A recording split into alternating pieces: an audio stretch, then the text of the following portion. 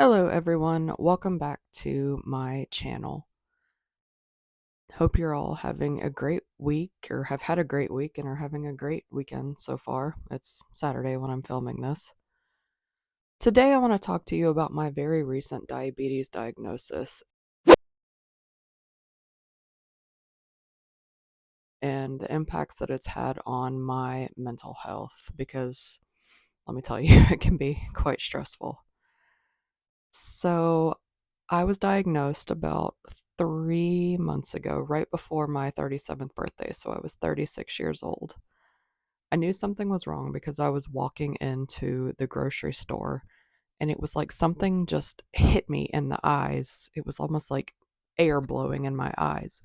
And from then on, my vision was a bit fuzzy. And I thought, wow, this is really strange. Maybe it's allergies. Maybe there's something in the air in here. I'm sure I'll be fine.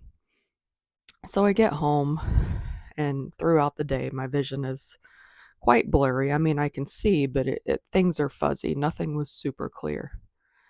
And it stayed that way for several days. And I made, I was going to make an appointment with a vision doctor, but some things happened, which I'll get to in a minute, which led me going to urgent care and then an emergency room. So my vision's blurry.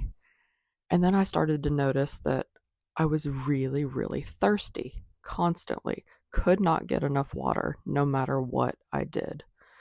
So after a couple of days of this, I thought this something's not right. I'm really, really thirsty. I'm having to use the restroom all the time because I'm drinking so much water.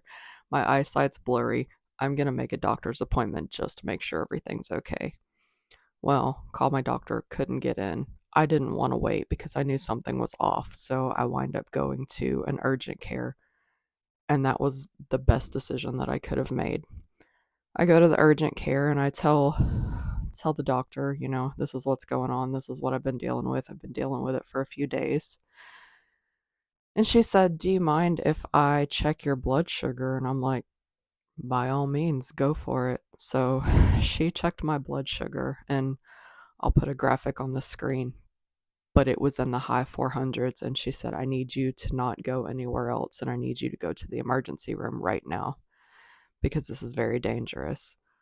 And so I went to the emergency room and I told them what was going on.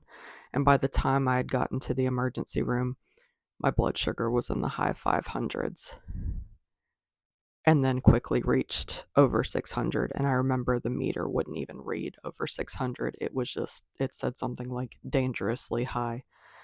And I knew that was bad, but I didn't know how bad because I was not educated on diabetes really at all. So they admitted me into the hospital, tried to get things under control because my blood sugar was just up and down, like dangerously high. And so I saw an endocrinologist while I was in the hospital, and she put me on Ozempic. And sorry if you see me looking down, I'm just looking at my notes.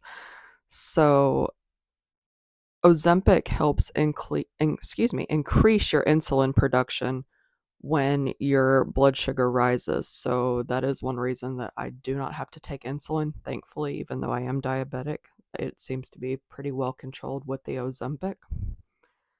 But it's been an eye-opening experience for sure. I've had to make some pretty major adjustments to my lifestyle, and being chronically ill, that can be difficult. So I know being a diabetic, I should mention type 2 diabetes, is not entirely my fault, but I think it was definitely egged on by some of my lifestyle choices, not being very active from not feeling well, not really caring what I eat a lot of the time because a lot of the time I don't feel well enough to get up and cook a healthy meal. So I fully admit that there was a lot of takeout and not a lot of activity on my part, and I take full responsibility for that. But this diagnosis has led me to make changes otherwise. I still have a long way to go as I start this health and wellness journey. And I'm I'm excited, I'm excited to heal my body. I can't make this stuff go away completely, but I can do my part to make sure that I live the best life possible. Diabetes, as I mentioned, can be stressful on someone, on anyone, but especially on someone who's already chronically ill. You're trying to manage all these other symptoms and medications, and then you throw diabetes into the mix, and it just becomes way more complicated. But that's okay. We'll get through it. So, the CDC estimates that people with diabetes are 2 to 3 times more likely to be stressed or anxious.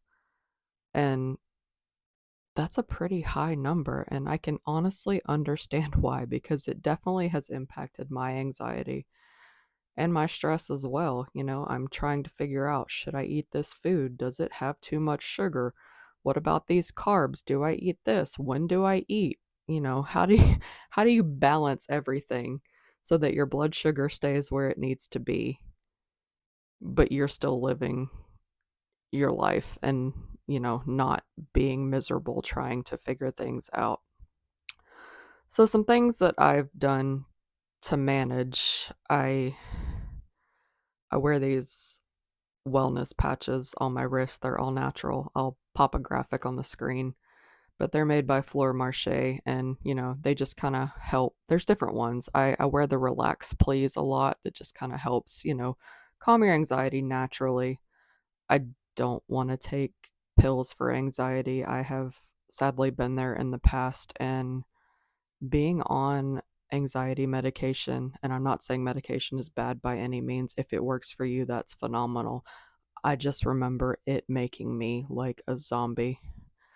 I'm already tired enough with my chronic illnesses and those medications, and then I just remember tacking this medicine on top and just being like a zombie, not wanting to move, not wanting to do anything.